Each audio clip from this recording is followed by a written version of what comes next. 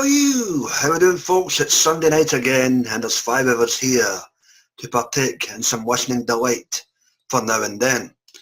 Tonight we are gathered to tackle a companion chronicle in the First Doctor Adventure range, the first outing for William Russell in this range, as good old Ian Chatterton, aka Chesterton. We have the somewhat of a follow-on from the Censorites on TV, right after, I believe, going by the cliff notes I've read on this, and the Transit of Venus. We have, as we alluded to, William Russell, and we have Ian Hollard as the ship scientist Jonathan Banks.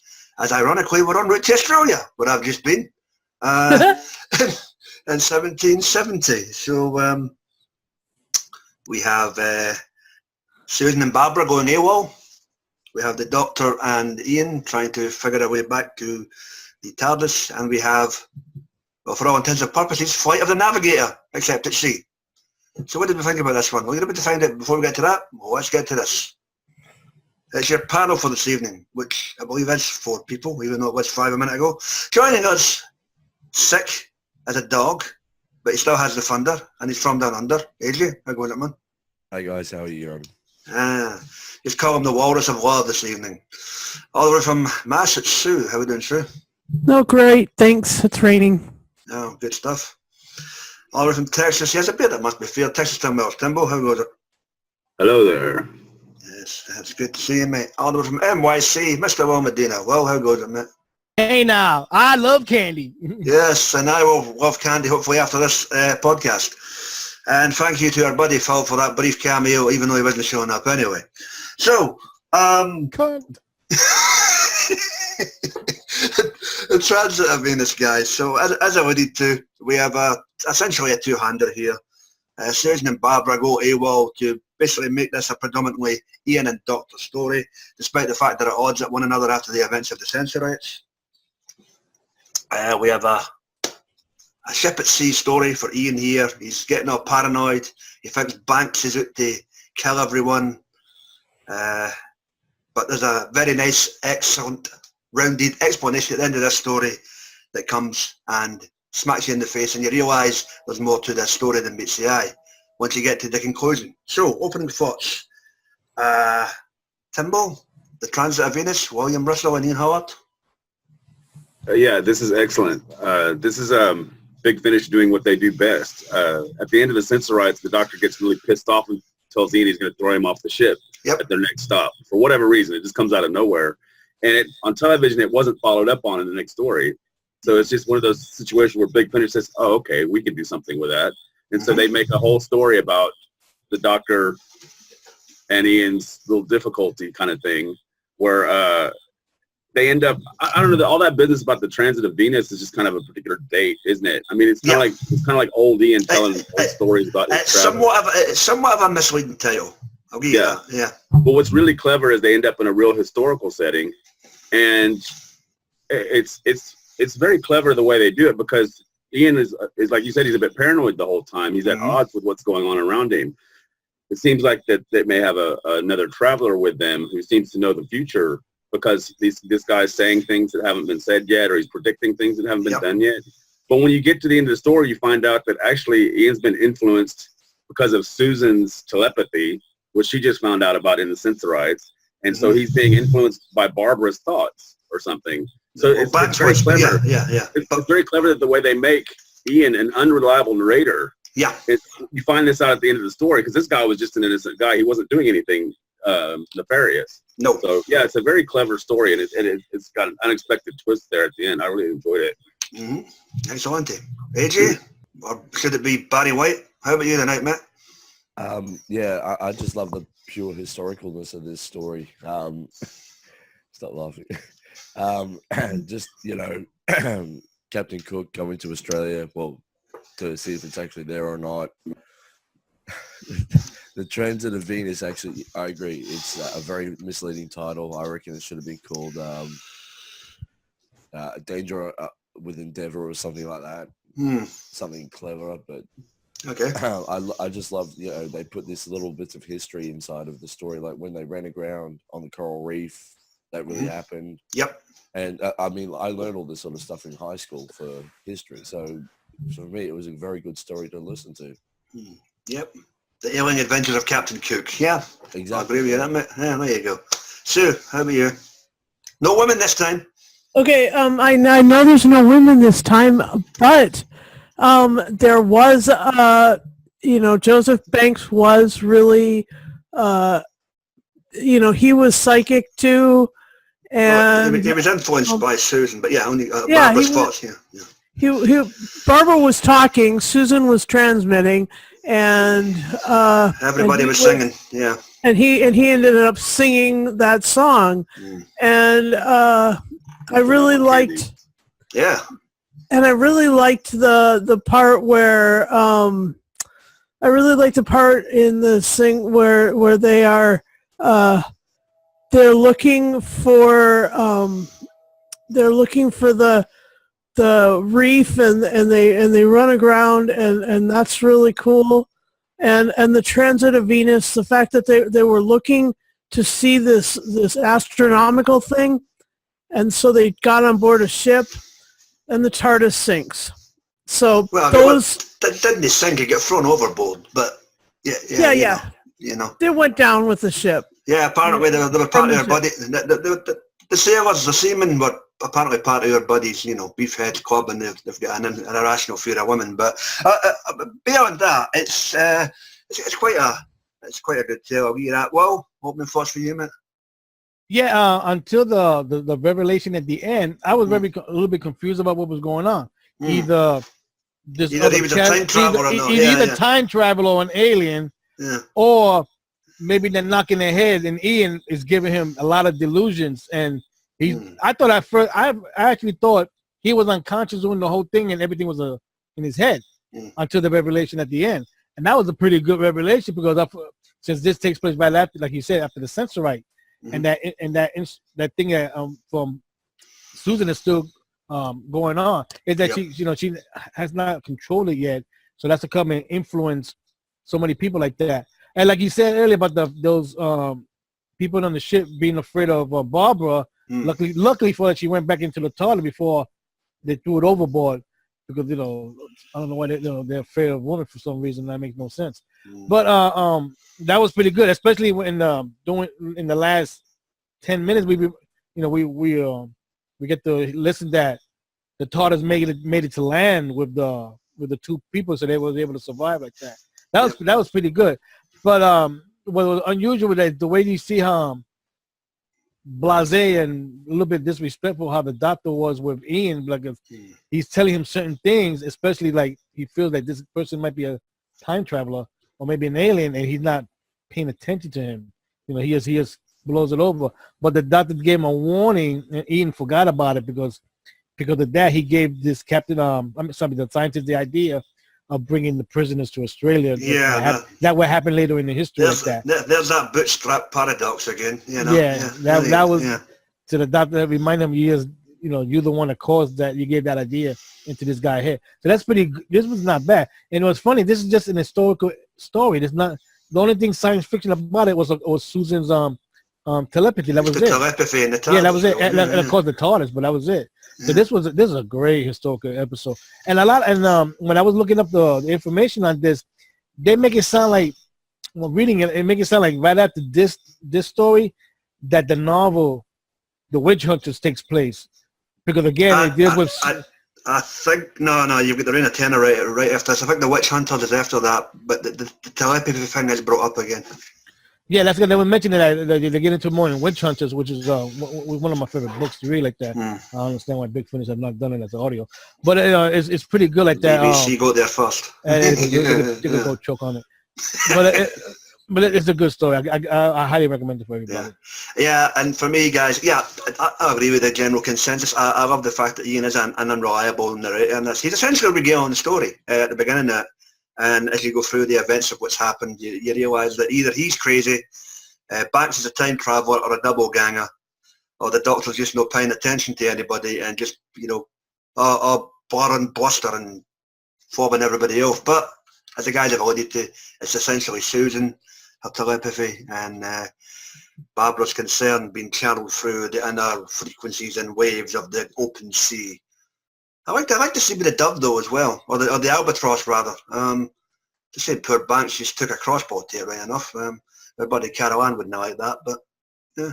But did that really happen? Because again, you get the idea that Ian's hallucinating a lot of the time. It happened because when Susan and Bubba was telling him what they were seeing in the monitor, they saw it on the scanner that he did shoot this crossbow and got the bird, and that he pushed Ian over the ship into the water. Yeah, that was a really unexplained bit. If he wasn't the bad guy, why did he push him there? Was that ever explained? It was the effect of the telepathy because oh yeah, the certainty madness. Yeah, okay, right, I'm with you. Yeah, because at the end when he's confined to the cabin as a prisoner, he's the one when the ship's sinking. He comes in and says, "I'll be your navigator." Which was originally quoted in the Sensorites, I think. Yeah. So. Well, see, that's another thing is that we're the audience is with Ian the whole time. We're in the dark because he's in the dark. He doesn't know what's going on, and it's like it's really clever that he again I did it again. But, don't worry about it. Happens to us all. We're not getting old. Yeah. Just edit me out. I don't give a shit. Yeah, you're right. We're only getting it from Ian's point of view, so it's kind of you get one side of the coin effectively. Well, also that he's actually what I was gonna say is he's getting warned by the doctor. The doctor's telling him what the hell is wrong with you because you keep acting bizarre and strange. You're saying this guy's something he's not. And the captain even steps in and warns him, "Hey, do you know what mutiny is?" Yeah. So I mean, Ian's getting warnings. His whole problem is that he's not seeing the reality because he's getting those vibes off of Susan or whatever. Yeah. So that's true. He's getting the vibes and Banks is getting the information. Talking about communication of cross wires, but there we go.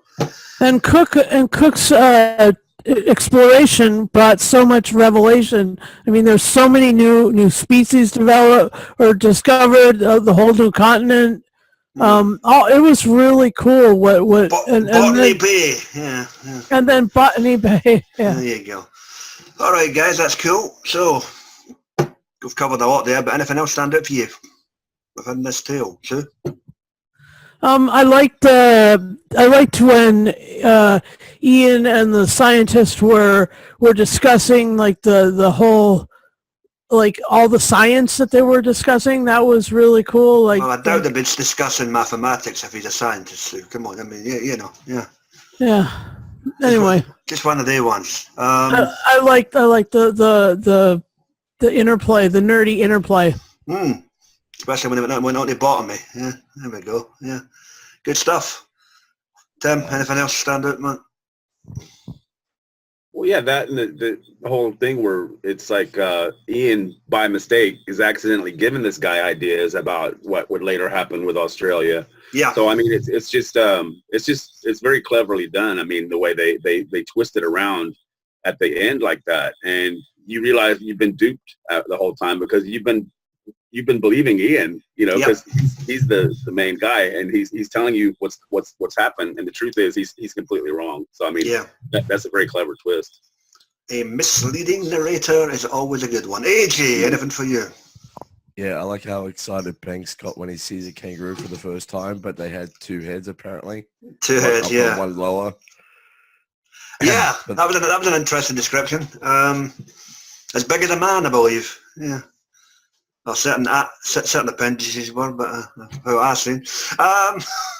Well, anything else? Oh, sorry, AJ, were you done? Just that they also named a flower after Sir Joseph Banks as well, called the Banksia. All right. Okay. You learn something every day, folks. Education is key. Well, anything for you? I like that. Near the end, like that, like when Ian he realized how much he needed Barbara. And how much he depended on her. I think this, considering like in one of the other stories of the Rocket Man, that's when he finally confessed how much he loves her like that. So I think, you could say like his affection towards her is showing more. You can see it starting like that. Considering this takes place after the Sensorite and the Rocket Man takes place more later on like that. So it's, you could see how much his affection towards her is starting to show. It's definitely something that's explored more as their tenure goes on, be it on not so much TV, but more so the audio series. So, it's there. It's no in your face. It's fine. I don't have an issue with it. So, but there is that bit when they're at when they're departing, that montage that really shows their camaraderie and their like their really enjoyment of each other. Yeah. Okay. And for me, the whole concept of Susan basically tying something to herself, was it a line, some type of rope? Yeah. She swam underneath the vessel to attach the rope to so that the TARDIS could steer it towards the east coast of Australia, was it? Is that where they landed? Yeah. Yes. Yeah. And 20, east coast of Australia. Very ingenious and very brave of the young kids. So go Susan. Not very often I say that, but I enjoyed that. But all in all, the guys are right. This is really a good it really is a good historical. Not much science fiction at all, and it could be built as a psychological thing as well if you really think about it, because you get the descent into madness of Ian. Who's wrong? Go figure. But telepathy will do that to you. So what can you do? Right, guys. Any event? No, I've done that already. Excuse me. In the words of Woody Woodpecker, anything else you want to get wrapped up in the can? You have to love the image of the TARDIS floating in the water and the two women just sticking out like through the open doors. On its back, like that. That's hilarious. Yeah, I can imagine. Yeah, so a rubber they have to dinghy. clean up the water later. They say Twice. Yeah, twice. Yeah, Hartnell was pissed, or is it Bradley, or is it Hurdle? You decide. It's Hartnell back here, but there we go. And else, guys. You said this is the first one that Russell did. Apparently so, yes. He's very good. He's very good. You could listen to him read the phone book. I mean, he's very good at telling the story because he does a lot of narration. He also makes you remember Ian very fondly. I mean, you almost feel like you're listening to old Ian tell his old stories about his travels. I think that's what they were going for here, especially in the first few minutes. Yeah, it works really well. Yep. Anything else, guys? No? All right, we'll not to hold Barry White any longer than we have to. I guess it's that time again. For the return of Ash versus Evil Dead tonight. Yes, apparently we love candy. So I do. We look forward to that and seeing how Dr. Williams gets on. Oops, spoiler alert. So, The Transit of Venus, William Russell and guest starring Ian Howard. Okay, AJ White, what do you give us out of 10, buddy? I'm going to give it a 8.5 out of 10. It's a brilliant historical, little sci-fi in it. There we go. Leave all the snakes alone. 8.5 out of 10. Excellent. Sue, what say you? I'll give it an 8 out of 10. It was great. Thanks, guys. Excellent. 8 is great. Timbo, what are you going for, mate? Historical? I'm giving it a 10. They don't get much better than this. High praise down Aussie way from Texas. Superb. Can I get a 10? Where all those hops are sitting together. Well, what does NYC wear, mate? What do you reckon? I'm giving it 8.5 out of 10. I recommend it to listen to. It's a good story. I mean, I had to wait all the way to the end to get it, but it was worth listening to it. Sometimes the revelation can make or break a story. That definitely happened here. So for me, I'll spot the difference. I'll give it a 9 out of 10. Solid outing for William Russell. Good start to his Big Finish career, with this being the first one that he'd done. And we're off to the races with many, many more adventures down the pike. And we look forward to them in due course. And with that, guys, done, dusted, and in the can for the evening. In the absence of Mr. Parcher. Oh, did I say that? I mean, Archer, who is not here due to ill health, even though AJ could make it anyway. Well, could you kind of regale what we will be tackling next Sunday, mate? It's the second Doctor in The Queen of Time. The Queen of Time, yes. We have Fraser Hines and co. And a lost story for Pat Troughton's second Doctor. And we have, a celestial toy maker of a different gender, shall we say. So we'll tackle that, and we'll see how that pans out.